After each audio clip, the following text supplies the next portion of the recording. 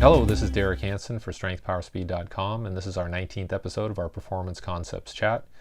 This episode, we're joined by Brendon Ziegler of Cal State University Bakersfield. He's the head strength coach, assistant athletic director of performance, and he is joining me to talk about sort of the state of strength and conditioning, and whether it's collegiate, professional level, and how people, I think, are looking for other ways to separate themselves or maybe get attention and maybe not be minding the real basics of the profession, whether it's basic stuff like getting people stronger, getting people faster, making them more resilient. And it's very difficult. I think these days we're distracted by technology, as is everyone, and maybe sometimes we see that as a way to make us look a little more efficient, a little more trendy, a little more hip and up on the technology, because society's heavily influenced by what's happening in the technology field. So why not in strength and conditioning? Other things are happening in terms of these blurred lines, in terms of, are you doing performance work? Are you doing rehabilitation work? Are there therapy aspects? And we talk a bit about a particular situation, and I'm pretty careful. I want to make sure that people are honest, but at the same time, I kind of muted some names that were mentioned, and I'll let Brendon talk a bit about the example.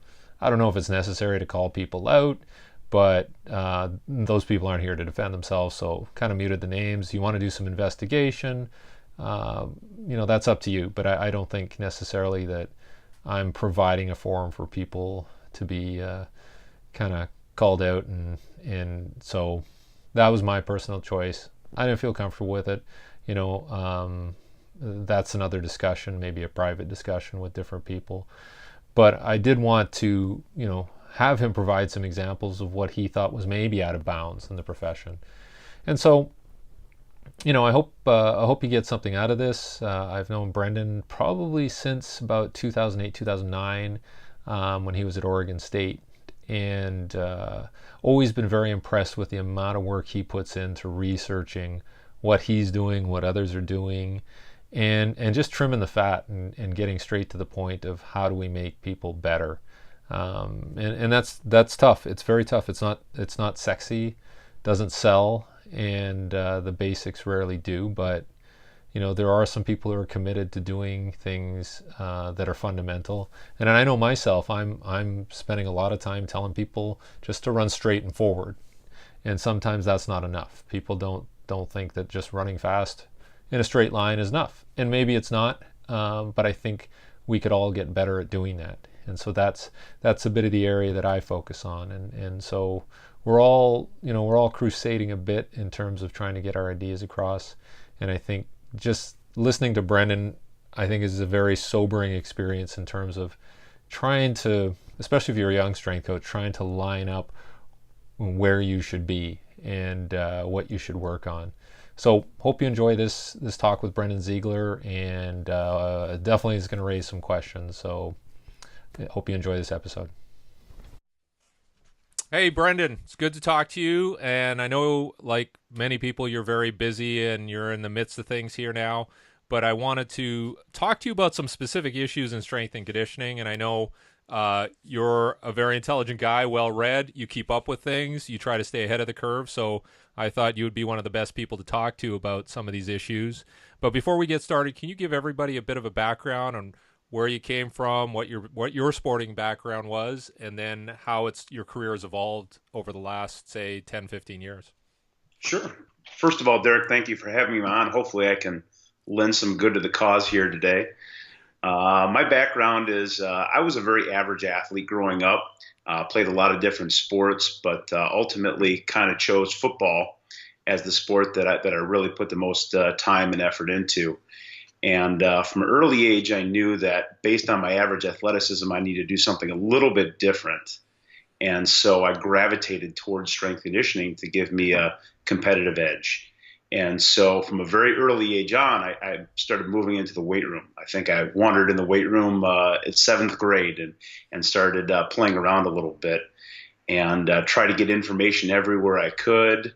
I first started off with probably bodybuilding magazines and things like that. And finally, I got a little smarter in the early ages of the internet. There was a site called allprotraining.com and had a little NFL strength conditioning coach contributions to the cause and adopted some early training methods that way. I went to college, Hamline University, chose it largely because I wanted to become a strength conditioning coach.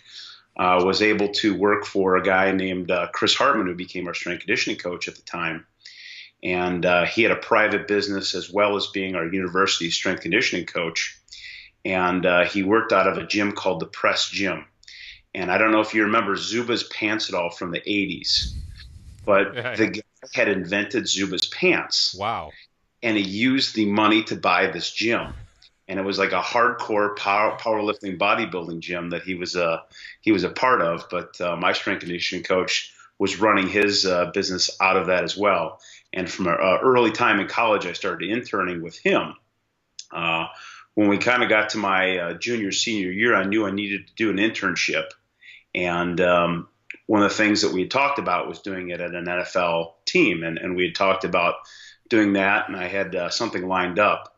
When I was talking with people from my hometown in Edgerton, Wisconsin, somebody told me, hey, you have a strength conditioning coach from Edgerton, Wisconsin. And I said, well, I didn't know he was a strength conditioning coach. I thought he was an athletic trainer. And that was Eric Helland. And so I delayed my trip to the NFL and checked out the Chicago Bulls. And it was there I became an intern with Al Vermeil and Eric Helland, and really helped establish kind of my philosophy and training and what I use going forward from there.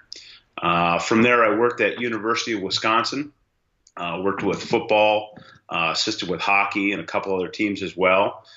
From there, I went out to University of Hawaii as a graduate assistant, assisted with football, worked with men's basketball, tennis, and assisted with some other sports like volleyball and baseball.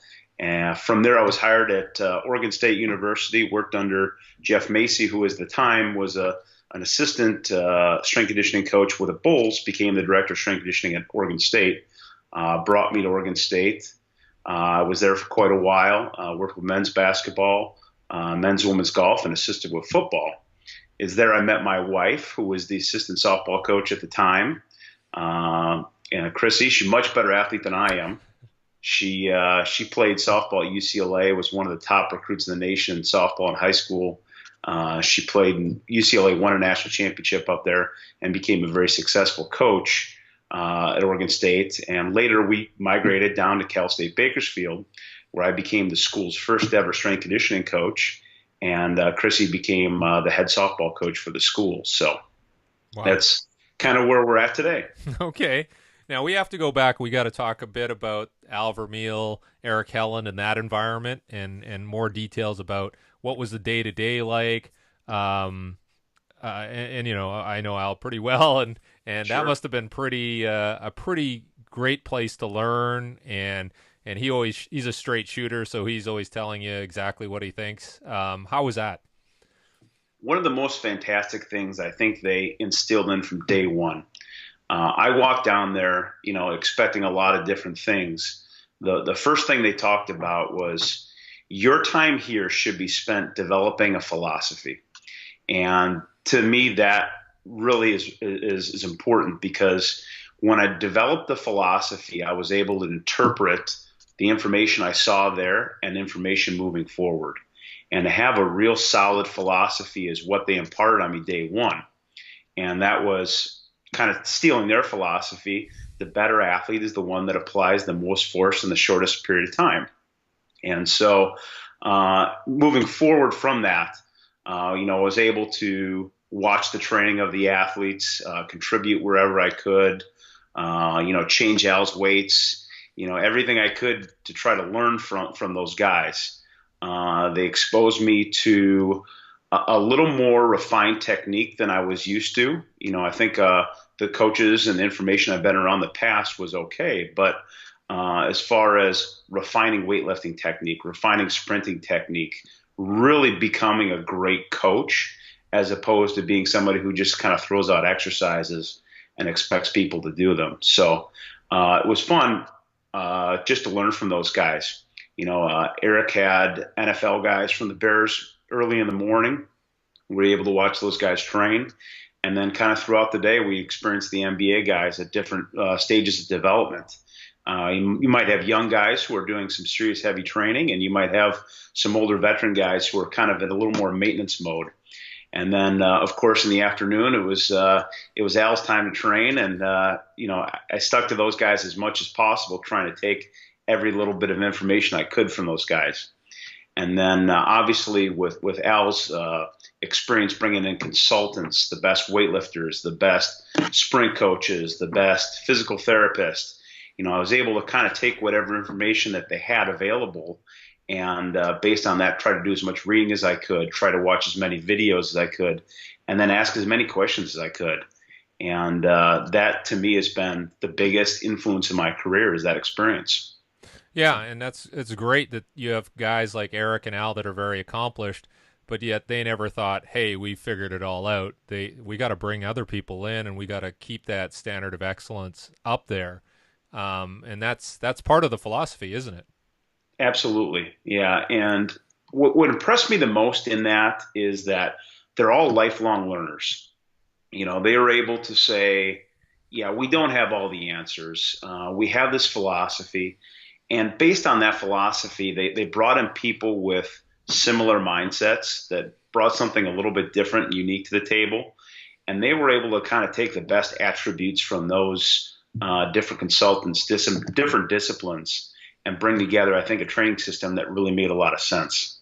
Yeah, that's great. And now we're looking at the strength and conditioning profession, and it looks like from to the outside person, the lay person, we have guys making over $500,000 as strength coaches and football coaches and other coaches saying like, the reason we're doing so well is because of this strength coach that we have. So from the outside, it looks like a great profession.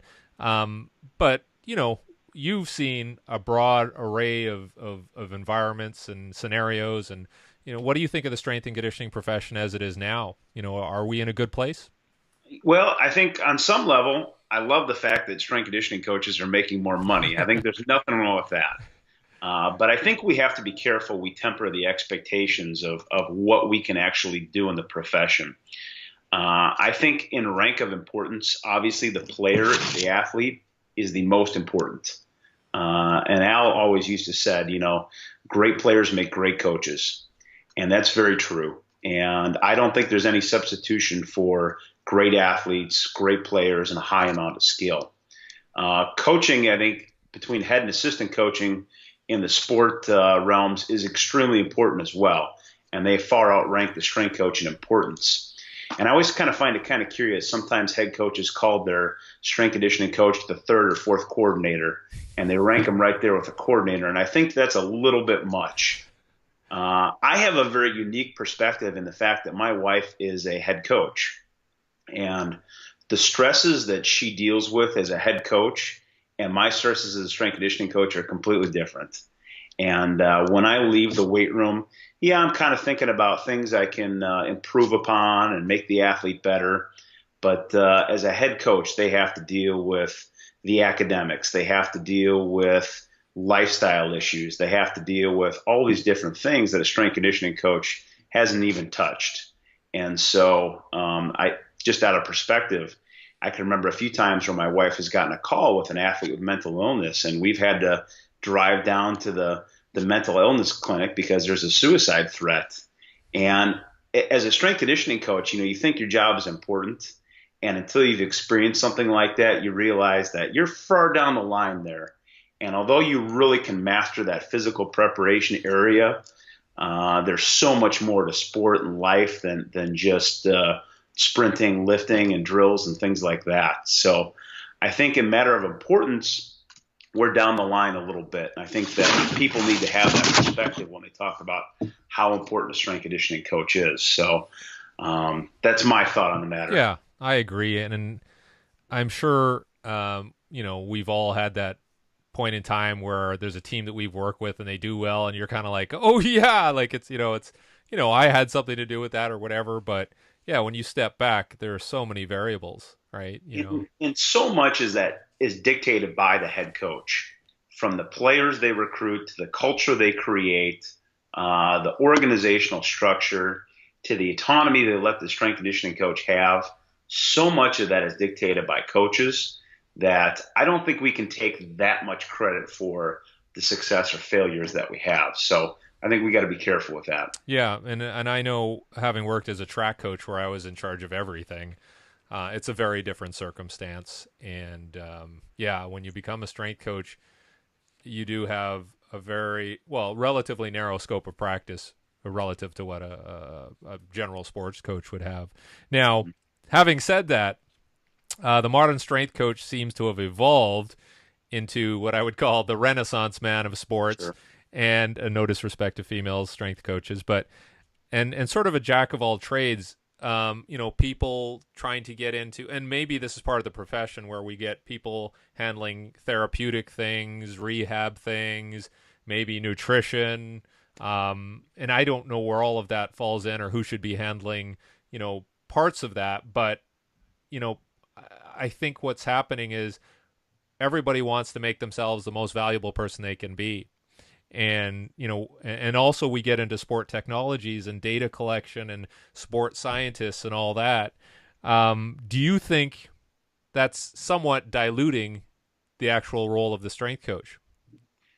Sure, and a couple things with that. I think number one, strength conditioning coaches should have general knowledge of all those subjects. I think that's really important. I think it's kind of analogous to a basketball coach, and maybe they run a motion offense. They know a little bit about the Princeton offense. They know a little bit about the triangle. They know a little bit about a transition offense, but they don't employ all those different techniques, all those different tactical, situations. And so a strength conditioning coach, I think, should be no different. I think we should have knowledge of what good therapy is. I think we should have knowledge of what good nutrition is. The problem is when you reach a certain threshold of all those different things, then absolutely you start diluting what you're doing. Just like the basketball coach can't run, 10 different offensive systems. There's just so much time and energy and attention that can go into one of those. And to me, if you're spending too much time across the board, number one, you're probably not mastering any one of those disciplines. But number two, you just don't have enough time to coach and teach all those different things. You just don't have the time to manage it. That being said, I think a lot of that's happened because, early on in the profession, a strength coach may had, 8 or 9 different teams, and now we're down to one team with 15 people.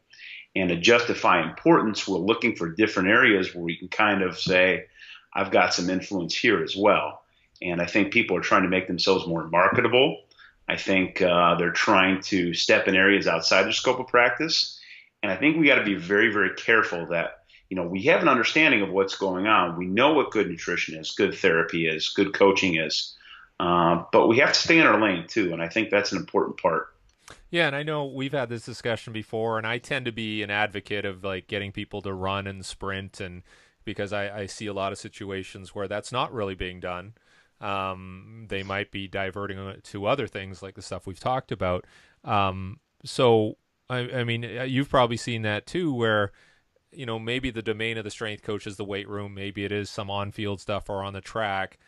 But if that's not being minded and people aren't doing it right, like I almost feel like I have to go to the extreme and say like sprinting does all these great things just so that people will do basic sprinting. Do you find the same? Yeah, I think that's very true. You have to almost sensationalize what you're doing to make it important to some people, because you're right. I think some general physical qualities are being ignored, and we've got all these gaps in a mission that we're spending time with kind of sexy technology. We're spending time with different areas, and quite frankly, we can be most impactful with things like strength, things like absolute speed, reactive ability, things like that, where we can really make a solid change, are kind of being ignored because it's not the end thing of the day. And obviously, we want to market ourselves, but at the same time, we can't ignore what the profession is all about. The profession is built, by people like Alvin Roy that brought this great thing to sport, and it really worked out well then. And why are we trying to change dramatically what it brought in the 60s and 70s? So, Yeah, and I was having a talk with an NFL strength coach, and we were talking about sprinting. He says, I don't think a lot of people do sprinting. Like there was one case where some guys wanted to sprint, and the strength coach would only let them sprint if they pulled a sled or a band or push something, but they would do no naked sprinting. Like it had to be loaded all the time, which I thought was wow, really, but that's the mentality to some degree, right? yeah, and I think so. And I think there's so many strength coaches out there, especially at higher levels, that are so afraid to create an error of commission that they create 10 errors of mission.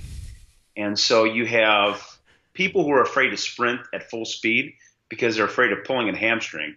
And so they just ignore it. There are people that are afraid to load heavy because they're afraid someone's going to get hurt doing it. So they avoid doing it. And so they look to fill those gaps with cute things, with things that are impressive to the athlete, to the coaches. And that's the route they go down. I think that's a faulty route to go down. Yeah, well, that gets to my next question here. How do we evaluate the efficacy of a strength coach? And, maybe you and I can do it, but, does the coach know? Does the general manager, the athletic director? What are the indicators or measurables that you would use to evaluate a strength coach? Yeah, and I think that's a tough one because there are so many parts of our job that are subjective. But I think there definitely has to have an objective piece to it. I think you have to have certain physical qualities that you outline with your sport coach that say, okay, these are the physical qualities that are important to our athletes. And so we need some objective testing to really determine whether or not we're making improvement, whether that's a vertical jump test, a static or counter movement vertical jump, whether that's some sort of strength test, whether that's some sort of upper body strength test, conditioning test. Definitely a speed test, a 20, a 40. And I think that needs to be done, and that needs to be tracked longitudinally.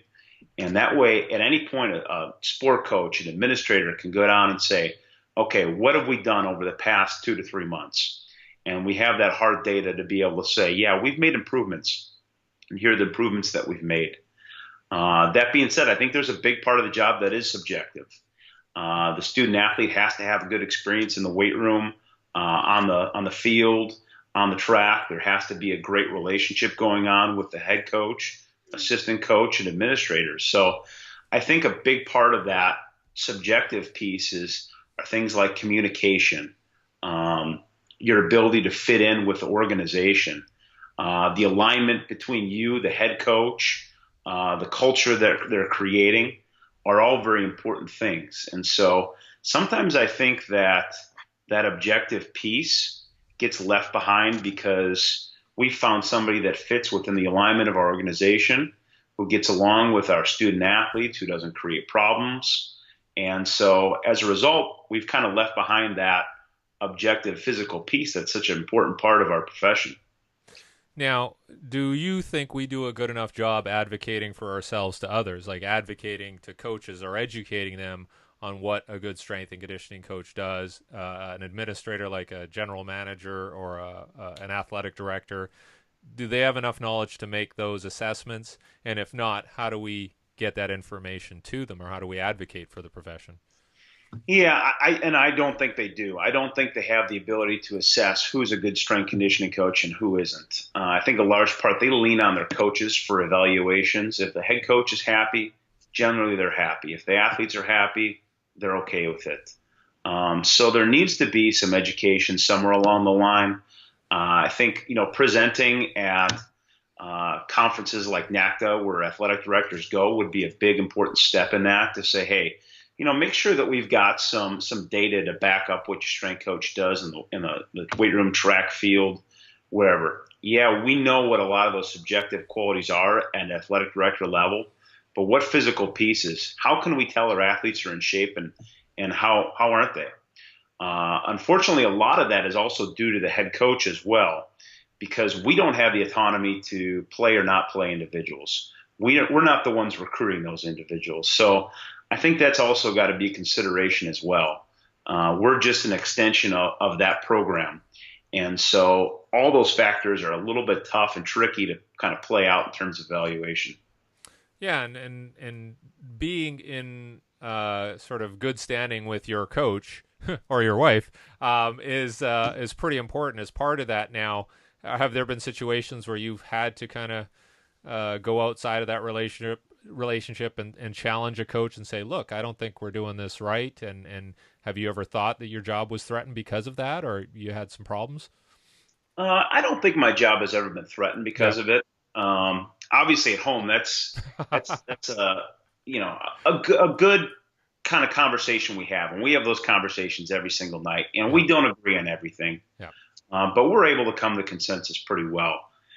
With the other coaches in our athletic department, other coaches in my history, yeah, there's times when I step in and say, we might need to change something, and I think the way you handle it with tact is really important. If you're able to do that, come at a coach with a good solid reason, a good solid rationale, and a thoroughly developed argument for what you're doing, I think most of the time they understand it and they go with it. Now, there are times when, again, the head coach says, I want it this way, and whatever the head coach wants, we'll do it as long as it's safe and as long as we can provide that from a resource standpoint. Because ultimately, wins and losses aren't attached to a strength conditioning coach's record.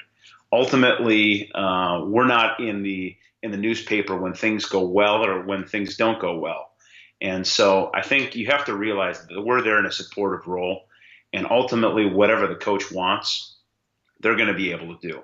And again, that's within reasons of safety and resources and things we can provide. So I think my role as a strength coach and as a husband of a Division I coach, you realize really quickly that the pressures at the coaching level are much, much higher than they are for the strength coach. So you realize those types of things. And so there are things that we acquiesce on that may not be ideal in our world. Yeah, I agree, and I'm sure there's cases where you've seen something where, although it might be safe, and you do have the resources to do it, but it's just silly that Sure. sometimes we go along with it, Yeah, So, and, absolutely. Sometimes you have to bend with it. So yeah. So, okay, so extending from that, I mean, in the field today, you're pretty observant about what's going on and what you see. What do you see that you like? Like, have you seen somebody speak or present, or have you gone somewhere and seen somebody coach? Are there some things out there where you're like, okay, this profession is going really well because of that person, or where that's going? yeah. Yeah, and I think with the internet, with social media, with all these different things, we're bringing together a lot of different disciplines. I think that in terms of coaching the movements, whether it's sprinting, whether it's lifting, I think some strength coaches are doing a better job with that. I think with the prevalence of things like CrossFit, I know no one really loves CrossFit as a strength conditioning coach, but I just think of 15 years ago in our profession, you couldn't find anybody doing weightlifting. And now you could go down the street and do it. And as a result, we have a lot of coaches that are much better teaching because of it. We have a lot of athletes who are more exposed to it at an early age. And so, although I disagree with a lot of things they do, it's brought some great things to our profession. I tell our athletes all the time who walk in with their own weightlifting shoes. When I first started weightlifting, I had a tough time getting weightlifting shoes, and now they can drive down to Dick's and pick up a pair. So, there's something to be said for things like that. Yeah, that's true, because I remember you'd give a workout to a kid and they're going away and they're like, I can't go to the local community center and do snatches or cleans, but now they can Sure, find somewhere. absolutely. I was reading Kelly Starrett's book last year, that Supple Leopard book, and one of the things that made a lot of sense to me was teaching by the archetypes that he's kind of laid forth. And so he's got different positions, whether it's an overhead position, whether it's an RDL position, whether it's a squat position, and he kind of teaches off of those positions. That was a concept that Clete McLeod at Nebraska kind of brought to me in terms of sprinting as well. And when you take a look at somebody sprinting, you're kind of going through in your mind and you're thinking, okay, they're hitting those positions. They're hitting the right hip extension, the right amount of knee flexion, the right amount of dorsiflexion. Where are their hands relative to their body? Mm-hmm. And when you see somebody sprinting, you kind of go through that checklist in your head Yep. as to, yeah, they're hitting those positions. And I think that some coaches are starting to finally understand that in terms of all movement, that there's some basic fundamental patterns that I think are critical to sport. I think the next piece of that is figuring out what the correct speed, what the correct force, what the correct velocity is. And I think when you combine, position and velocity in the right combination, you've got good movement. And so I think more and more strength coaches are starting to figure that out. So that's fun to see. Well, it's interesting. Like I know, and it might just be me or how I was taught, but I think for the most part, when you see something and it looks right, like you can spot something. Like good sprinting is very easy to see and recognize. Good direction change. Even people lifting sometimes, you can just kind of glance and you're like, okay, that looks good. Do you think that's something that's innate? Do you think that maybe that's been trained out of us to some degree? What are your thoughts?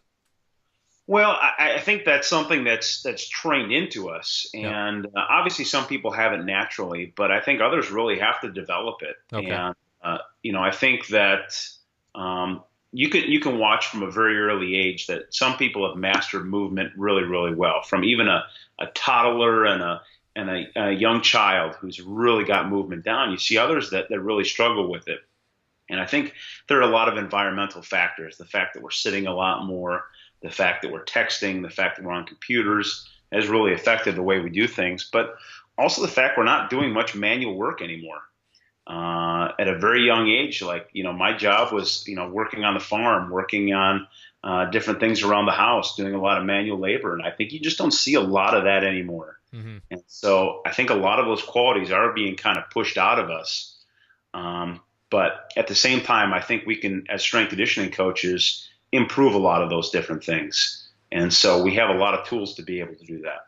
Well, even on a physical education level, like some of the private sector guys I've been talking to, they're kind of recognized as the ones responsible for the kids' movement now because at the schools it's not really being minded as well. Yeah, and I think that's an area that we can improve greatly. The physical education system was set up to basically prepare people for the military, and we've kind of outgrown that initial reason for starting it. And so why can't we tell people how to run properly at a very young age? The importance of posture, the importance of eating right, warming up, cooling down, all those types of things can be taught at a very young age. What's the importance of good thoracic mobility? And I think if you understand it at a very early age, you're much more likely to continue forward. In physical education's current state, I think it's kind of worthless. Yeah. Teaching people how to play pickleball and things like that, that's fun, but I mean, what value does that really have? And until someone kind of straightens that out, I see those programs, continue to get cut and pushed aside and positions cut because of that. But I think that's a great area where we can improve. Okay, how do you lift at a very young age? How do you run at a very young age? What are the importances of good health habits and good wellness habits? And I think that's a definite area of improvement that we could have. Well, maybe that is a role or a void that strength coaches could fill, where they go to professional development events for teachers and kind of walk them through some of these things, because I don't think that is part of the curriculum, or there's not that expectation. So maybe we have to go out of our way to provide that guidance. Yeah, and I think it's going to be a strong voice that's going to have to push a lot of people who have been in those positions for many years toward that new direction. Yeah. I think that cutting those programs and cutting those positions is going to kind of force their hand. But I think we're a little ways off from that happening yet. Yeah, I think you're right. Now, getting back to the strength and conditioning field, we talked about some things you like, some things that are happening. Are there some things where you're shaking your head and going, I don't think we should be going in that direction. I don't really like that aspect of where people are pushing in the strength and conditioning field, or it causes you some concern? Yeah, I think there's a lot of different areas that we're heading that I don't think have been thoroughly vetted yet. I think there's a lot of new methods, new techniques that we're very, very early to adopt. And I think we got to be extremely careful with that. Another direction is I think we see strength conditioning coaches continue to go more and more toward kind of the therapy end of things. And I'll give you a story. There was a minor league club in town who has a strength conditioning coach who contacted me and said, "Hey, I've got this course coming into town. We're teaching it right here in Bakersfield. We'd love to have you there at it." And so I said, "Okay, I'll do it." It's significantly discounted, and it was the reflexive performance reset course. And I think the proprietor of that is and the test basically, it was the program was going to reset your performance. And so I didn't know what to expect going into it. And so it was taught by a track coach in Illinois, a guy by the name. So he gets up in front of this group of strength conditioning coaches mostly. There were a couple physical therapists and some physical education teachers and other people who were there. And so he talks about, the amazing things this system is going to do. And so right off the bat, he just starts talking about how people's quads are doing way too much work. The quad is not supposed to flex the hip as much as it is, and that's because we have an inhibited psoas. So he gets a volunteer and, gets up kind of brash and, he's going to, show how screwed up everybody is, and he's going to fix them instantly. And so right off the bat, he gets a volunteer and, he starts going through and does kind of a psoas test on a table where he's got the athlete lying down and turned the foot out and he's pushing on the leg. And I was at a clinic at Simon Fraser when you were there and witnessed Don Chu calling somebody out for something similar. And he pushed down on the foot from a hip flex position. He was putting minimal pressure on the opposite ASIS. And of course, after an intervention, he goes through and he pushes down hard on the opposite ASIS, anchoring the hip down and creating much more stability. And so, of course, we call him out on it. Mm-hmm. And, he basically had kind of defended, well, we need to make sure that the psoas is active. And I said, well, quite frankly, the quad's job is to flex the hip to a certain degree. And so there was some argument back and forth. And after a while, he basically admitted that this was a parlor trick. And a great deal of this reflexive performance reset was parlor tricks. And the biggest benefit that this had was placebo effect. And so not only are you trying to mask therapy as a performance reset, you're using a placebo effect to do so. And I think that encouraging strength conditioning coaches to start doing manual therapy type maneuvers on people, I think is a bad practice. If you can imagine a strength coach in the weight room with her hand down a female athlete's bra trying to hit a sternal reset, I think that's a bad practice on a lot of different levels. And if you're talking about an administrator going down and seeing that, I think you'd be worried about a number of different issues with that. Number one, you got to make sure that you're doing this safely. And within that 6-hour course, I don't think that I was confident walking out of this course knowing I could do it safely. With massage, there's a lot of things that manual therapy, there's a lot of things that you can do wrong that can hurt or even kill people with it. Mm-hmm. Whether you're causing a blood clot or knocking a chunk of plaque free from a carotid artery, there's a lot of different things that can go wrong, and none of which was discussed. They've carefully chosen language that absolves them of criminal issues, but not civil issues. And you're not backed up by insurance. You're outside your scope of practice. And to me, that's not the job of a strength conditioning coach. I get where there's times when pain does not exactly parallel with dysfunction or injury, but that's not a strength coach's job to be able to remove that kind of issue from what's going on. That's the job of a therapist, of a trainer, a doctor, and there should be multiple people around. There's checks and balances in the medical system for a reason, and we can't decide to be judge, jury, and executioner when it comes to figuring out if there's something wrong, trying to do a treatment, and then throwing them into exercise. So I think that was one of the things that alarmed me the most in our profession is our movement toward type things like this. I've gotten a lot of calls from people in universities who said, "Hey, we're bringing this course to our university." And the one thing I tell them is, number one, you shouldn't bring the course to the university. You're putting your strength coaches in a bad position with this. Number one, they're going to make the athletic trainers upset. They're exposing themselves to civil liability. And quite frankly, I don't think it works very well. So based on those three things, courses like that, you got to be careful with. I think it's important as a strength coach to have a very firm philosophy. So you can say, hey, my job is to help increase the force, to help increase the speed, not necessarily to pull them back from injury. So, yeah, and I mean, I don't have any personal experience with that technique, or I've only heard what people like yourself have told me. But I would think that if you're doing your job well as a strength coach in terms of your loading and your warm-ups and activations as part of just conventional movement, and maybe doing some stretching flexibility work, I would think that would be enough to not have to resort to some of these things. And the other part of it is, how much time do you have, like, to do this extra stuff, right? Yeah, no question. And I would rather put my time and energy into methods that are pretty well proven. One thing that I consider myself, I'm an optimist in terms of new things, but I'm also a pragmatist. And so I want to put my time, energy, and effort into things I know that work very, very well. And unless it's been well researched, well used, I don't want to take the chance in hurting somebody and spending my time in something that doesn't work. I'd rather put my eggs in a basket that I know it's going to bring something to it.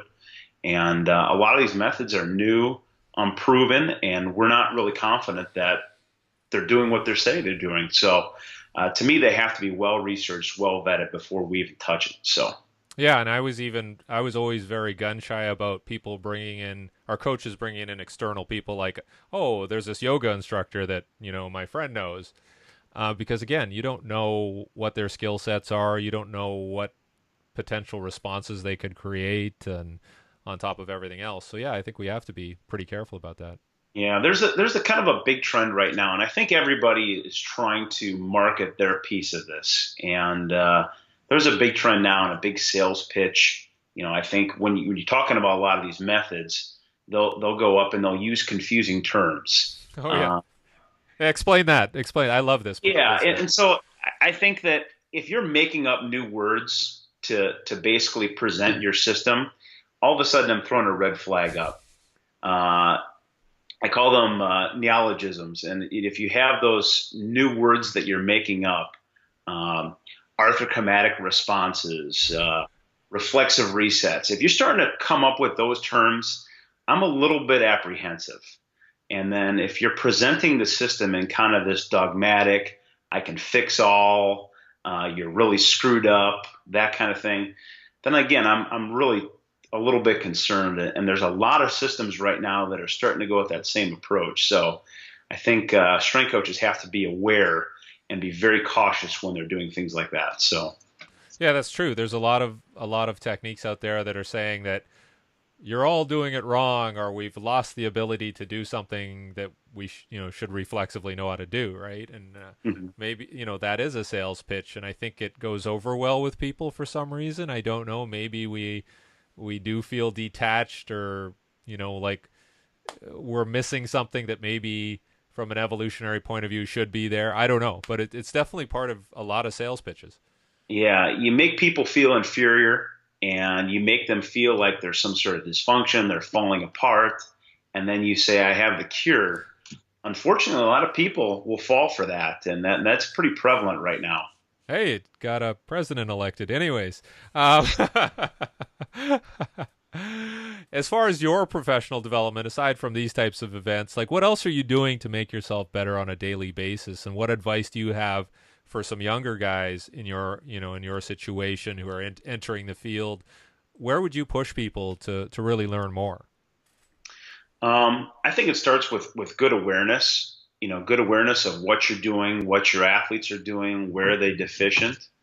I think that really helps you kind of aim the direction of your learning and where you're able to kind of better yourself. Because I think there's a lot of different areas you can expand in, whether that's becoming a better coach, sometimes becoming a better person. I think that strength coaches aren't exactly known for personality. And so there's a lot of avenues for improvement there as well. But, whether that's speed development, whether that's knowing what you're doing at a macro level and knowing what you're doing at a micro level, things to develop team culture, there's a lot of different avenues you can go down. But I think it starts with having enough self-awareness to figure out, where are we deficient? Where can we go? But I think no matter what, the one thing that I've learned from Al and Eric is you have to be a lifelong learner. And that's such an important part because things around you are changing all the time. What I knew as a strength coach, 15 years ago and what I knew now are completely different. And so I think the more tools you can arm yourself with are the better. And the more you can understand what everybody else is doing, I think helps you understand what you're doing as well. So even if you choose not to implement a certain method, a certain technique, a certain discipline, at least you can pull that understanding out of it, and understanding the contrast of what you're doing, what they're doing is a little bit different, but there's some advantages to both. So that's a good point. And even the course that you described, like maybe it doesn't hurt for people to attend those things and kind of think about it and reflect, and is this useful? But they don't necessarily need to go out and try to do it. But and going back to the basketball coach analogy, again, I may be running this motion offense, but at some point I'm probably going to face a transition team, so I'm going to have to defend that team. And so just knowing enough about it that you have some level of understanding, I think, is important for a coach. Yeah. Now, I want to finish a bit with basketball. That seems to be an area where you're having some success. What is it about basketball that you like in terms of providing the strength and conditioning? And, I may go back to the experience with the Bulls, but that seems to be an area where you're excelling right now. Yeah, we've had success in a lot of different areas in Bakersfield. But basketball has definitely lately been a big success. And I think, number one, again, it starts with your head coach, developing a good culture, developing good players, getting good athletes. And that's been big for us. And then having a system that allows them to thrive.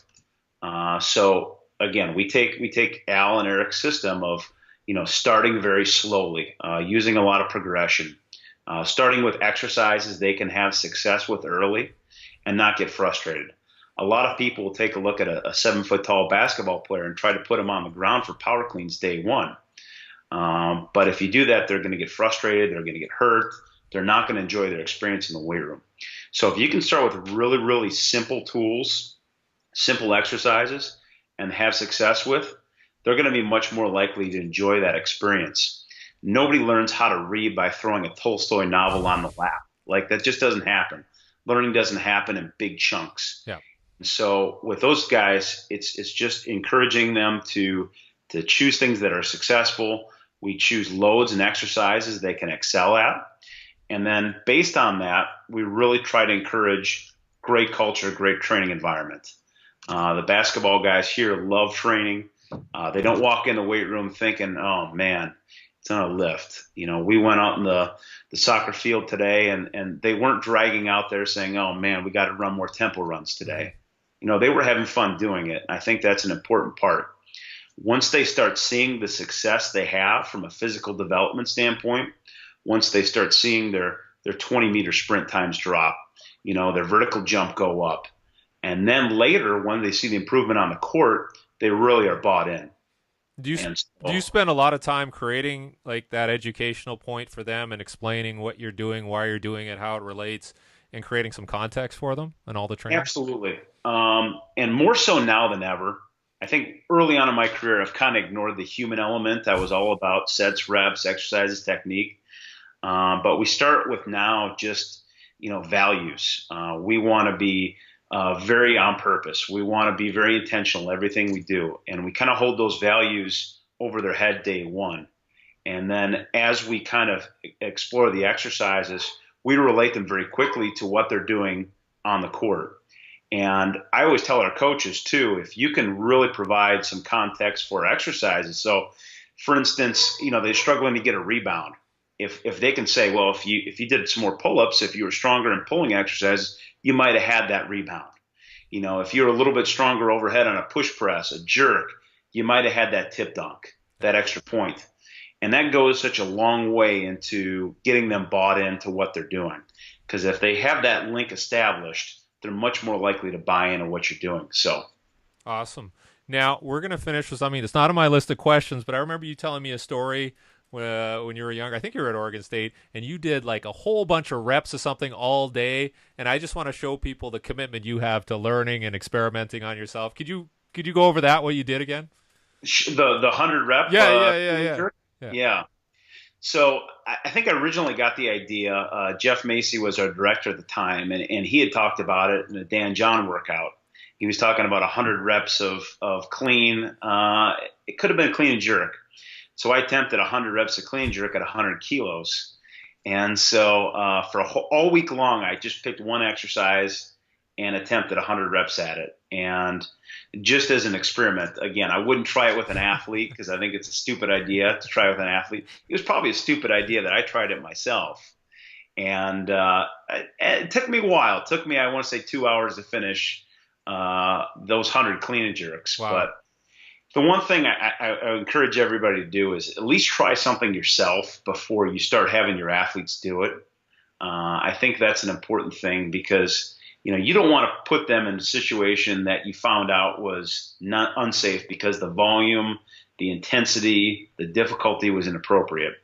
And so if you do it yourself, at least you have some empathy for the athlete and you know exactly what they're feeling. So I'm not afraid to try a lot of different things. One of the reasons I got into sport and competitive weightlifting is because I wanted to learn how to do it better. And so that's why I pushed myself into it. But again, I'm not afraid to try something to make sure that I'm not putting the athletes in a position where they're going to fail because I don't think that's right. That's awesome. Well, thank you very much for your time, Brendon, and I'll be catching up with you very soon, I'm sure. And I just love hearing what you're doing and why you're doing it and all the reasons behind it. You do a good job. Absolutely. Thanks, Derek. Anytime. Okay. Thanks, man. All right. Bye. So again, I thought, that was a great discussion. Really enjoyed talking to Brendon and seeing where his head is at. And, maybe it is a sobering discussion that we all have to have amongst ourselves and what should we be focusing on. And, some people may think some of the stuff that Brendon says is controversial. I just think sometimes we need to talk about these things and maybe get people back on track. So, I'll let everybody else decide. I just thought it was worthwhile experience talking to Brendon. And if you have any questions or comments, you can get us on Facebook at Strength Power Speed and Twitter at Strength Power Speed with no vowels, and also obviously on YouTube. And, even if you just hit us up on the site. But I hope you enjoyed that. And, if you have any issues or want to raise any questions about what we talked about, please do. And we'll see you next time on strengthpowerspeed.com. Thank you very much.